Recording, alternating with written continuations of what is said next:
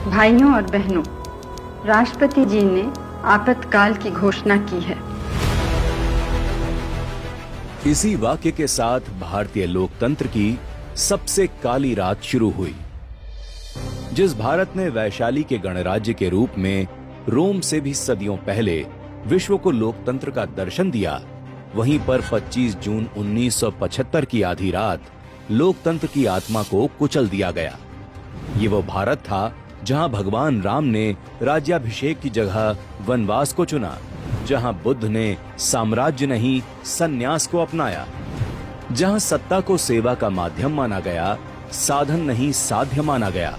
लेकिन इसी भारत में जब एक अदालत ने प्रधानमंत्री इंदिरा गांधी को चुनावी भ्रष्टाचार का दोषी ठहराया और उन्हें पद के अयोग्य घोषित किया, तो उन्होंने बिना मंत्री परिषद को विश्वास में लिए और अपनी कुर्सी बचाने के लिए संविधान और लोकतंत्र का गला घोंटते हुए देश पर आपातकाल थोप दिया।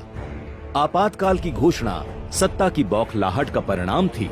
ये सिर्फ इमरजेंसी नहीं थी, ये इंदिरा तंत्र की शुरुआत थी।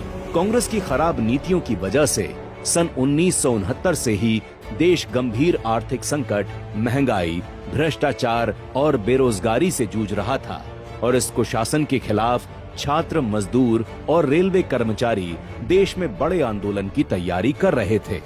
इसी दौरान जयप्रकाश नारायण ने संपूर्ण क्रांति का आह्वान किया, जिसने राजनैतिक आंदोलन को जन आंदोलन में बदल दिया।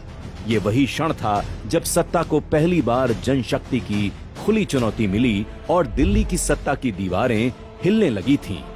और फिर 12 जून 1975 को आया वो ऐतिहासिक फैसला, जब इंदिरा गांधी बनाम राजनारायण मामले में इलाहाबाद हाई कोर्ट ने इंदिरा गांधी को सरकारी मशीनरी के दुरुपयोग के मामले में दोषी ठहराते हुए उनका चुनाव रद्द कर दिया, साथ ही उनके 6 साल तक चुनाव लड़ने पर रोक लगा दी। यही वो क्षण था जब लोकतंत्र और तानाशाही आमने सामने खड़े हो गए। इंदिरा गांधी ने रास्ता चुना लोकतंत्र को खत्म करने का। आपातकाल सिर्फ एक संवैधानिक प्रावधान का दुरुपयोग नहीं था, ये लोकतंत्र की हत्या थी, बाबा साहेब अम्बेडकर के बनाए संविधान की हत्या थी। यह उस आजादी का अपमान था जिसे पाने के लिए लाखों लोगों ने अपना सर्वस्व न्यौछावर कर दिया था। लोकतंत्र अब सत्ता की कैद में था और विपक्ष पर तानाशाही का दमन चक्र शुरू हो गया था। आपातकाल लगते ही देश भर के विपक्षी नेताओं को रातों रात गिरफ्तार कर जेल में डाल दिया गया।